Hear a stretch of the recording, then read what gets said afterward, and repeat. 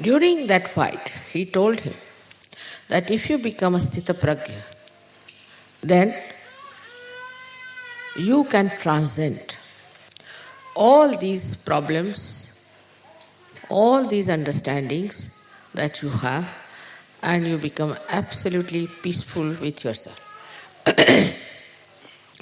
So on one side, he said, you have to fight.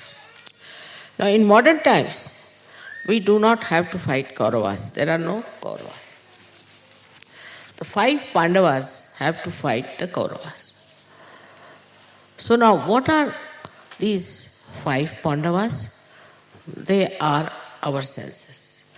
Or we can call they are the cosmos divided into various elements. One side. They have to fight. They have to fight the Kauravas, which are within us. Now there are 100 Kauravas, not one. It is, if you extend it, then we can say the nature has to fight something that is against the nature.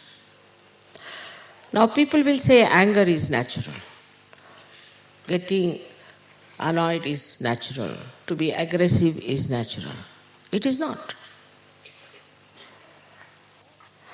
Anger and all these things may have been natural. But now we must know that we have the natural capacity to ascend. It's natural to go higher. It is natural to be Sthita Prajna. It is natural to be Sajogi. This is also built in us. For example, a seed is a seed. When it is seed, we call it seed. All right, natural is to be seed. But then it sprouts, then becomes a tree. So it is also natural in a seed that all that future, all the thousands of trees it is going to be, is also in that seed. And now, as you know, they are experimenting that in one seed you can get 1,000, minimum of thousands of little sprouts in one seed, and which can be made, all of them, into trees or plants. This is a new thing that has come up. So when he said that you have to become a Sthita Prajna, what he was trying to say, that you should achieve your balance. Now this he told, there was a war on. When they were warring, all right, you have to do it. If you have to war with people, if you have to kill them, it's all right. But afterwards, once that is over, then what you have to do is to build up your spiritual sense.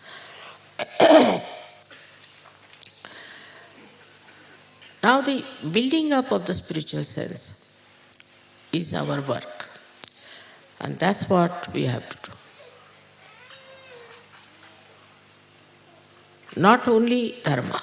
Many Sahajogis think that they are going in Dharma, so they are all right. They are working in Dharma, they are living in a dharmic life. They are. I am very surprised and happy that they are doing it. But that's not the end of it. That's the balance part, where you are balancing yourself. Now what you have to do is to go ahead and build up your spiritual self and spread it. This is the work of Sri Krishna also, because he is the one who communicates all over. As you know, America is communicating everywhere, in a wrong way, but it is.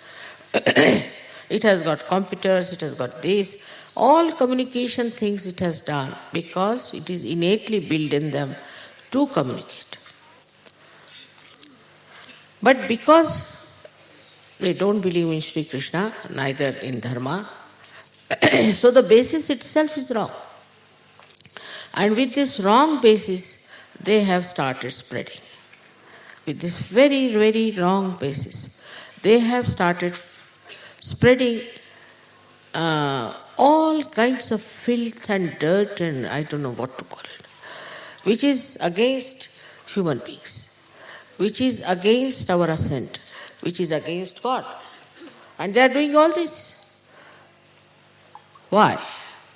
Why are they doing which they are not supposed to do?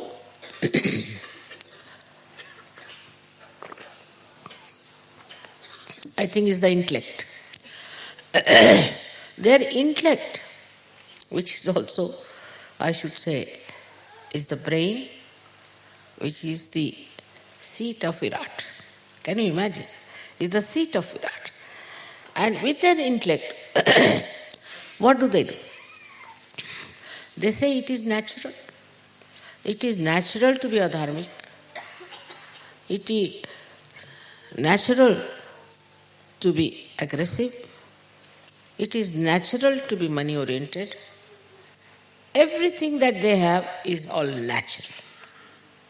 Because according to them, with their intellect, they have somehow or other managed to convince through your rationality that this is the correct thing to do.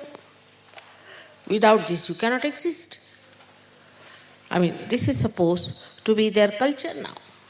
Now, if that is the culture all over, it's not only in America, all over, this sort of a nonsensical culture is accepted because of the intellect. They are much more intelligent. You see, a person who always thinks of money, this, that, naturally becomes very intelligent in the sense he becomes sharp. He becomes smart. He becomes smart in a way, something as if he knows everything. He starts thinking he knows everything. Whatever he is doing is right. Whatever the way he is behaving is right.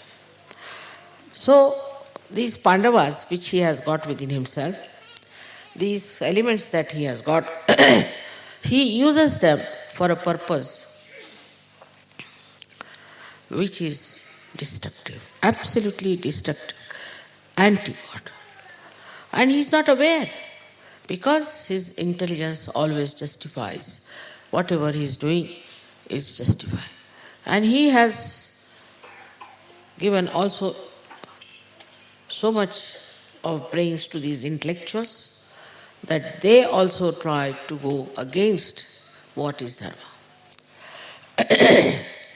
For example, even Sri Krishna's life, they try to depict by saying that Sri Krishna himself had 5 wives and he had 16 wives later.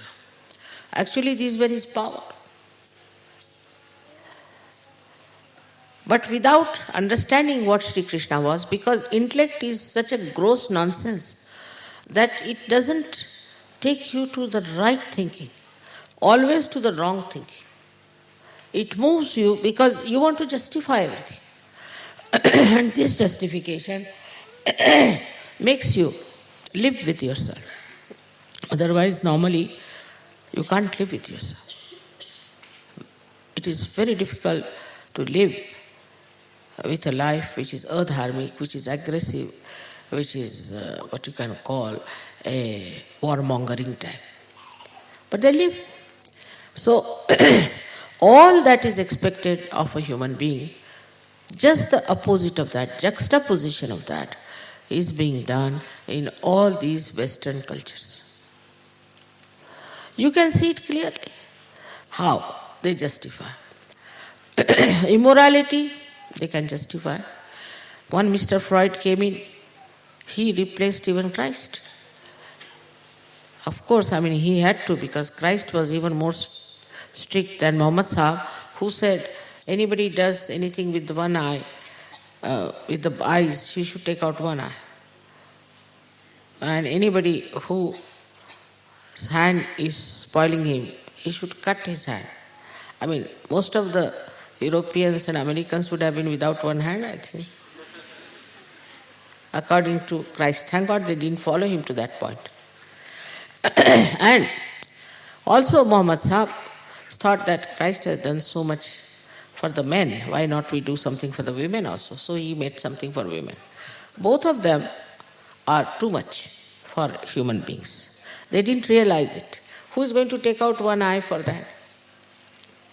They have intellect. Now, if they are looking at many women, there's a justification is natural. Have you seen any animal behaving like that? If the animals are natural beings, we are worse than animals. And what a mess we have created with this kind of understanding through these intellectuals who are trying to tell us something, and we accept. So this is one of the problems, is if there's an intelligent man, he dominates. Now, for example, some fashion starts. We all take it. It's a fashion. But why are you taking it? It's a fashion. So the intellect of an entrepreneur can really befool you completely. But not with people who are wise. They will say, get lost. We have had all this. This is about morality part. That is the worst practiced in the West. I mean, worse than animals, I should say. And that's how they are suffering today. They are suffering with so many diseases, so many troubles, this, that. Second thing which we always justify is violence. Now, there is no war going on in Kurukshetra. But you see violence everywhere. In America, it's terrible. When my daughter went, she took out all her ornaments, put it with me. She said, Mommy, I can't carry this. Nothing was given to the girl. All artificial things were given. Because you can be killed for it.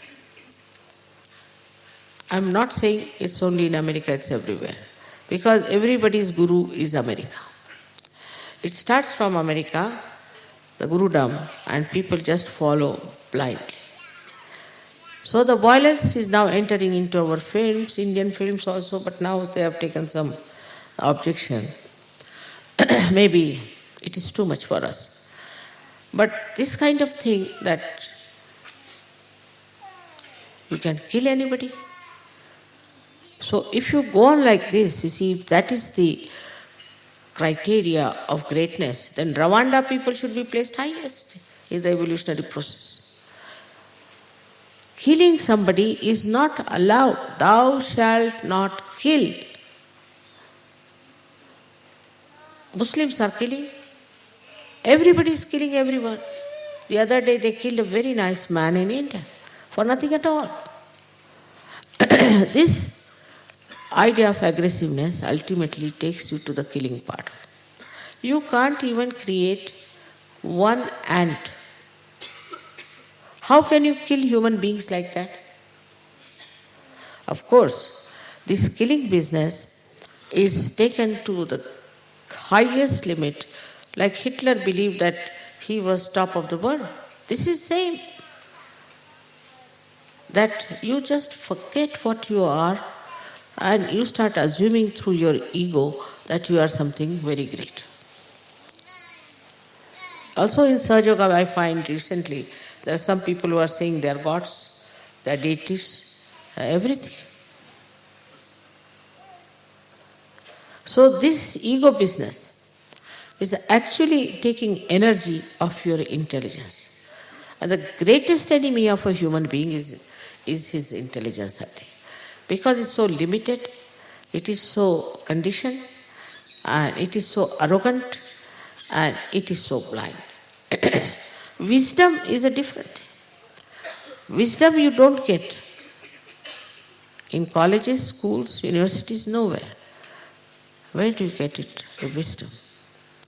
You get it through your spirit, which gives you a complete idea as to what is right and what is wrong.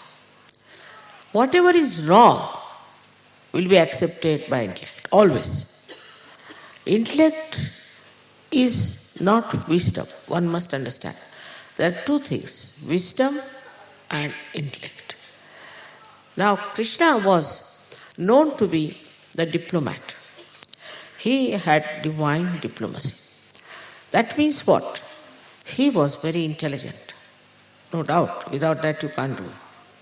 I've met some people who are very highly placed, don't have much intelligence even. But I have now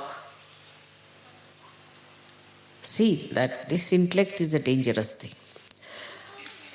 So Sri Krishna, he used his intellect. He is all powerful. Nothing can dominate him. Even his intellect cannot dominate him. He used his intellect. Difference between the two you should see. You should be able to use your intellect and not to be dominated by your intellect. So he used his intellect by which he solved many problems. His whole diplomacy was to use his intellect and use it for the purpose of divine. All the time, the divine in him was helping him to use his intellect. So the difference is that we are slaves of our intellect. And he is the master of his intellect. Not only everything. His conditioning, his master, his emotions, his master, his body, he is the master. He is master of everything. And when you master it, you see your intellect very clearly, oh, this is what it is suggesting. This is not. This intellect can give you very so-called positive ideas that you are the Lord of the whole world. It's supposed to be positive. Or the same intellect can give you ideas that you are nothing. This intellect plays on top of you. Now, you are not to be guided by your intellect but by your wisdom, as you are Sajogis.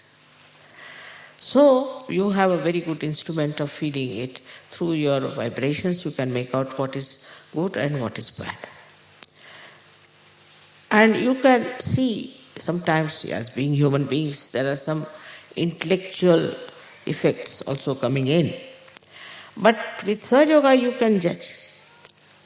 What is this intellect?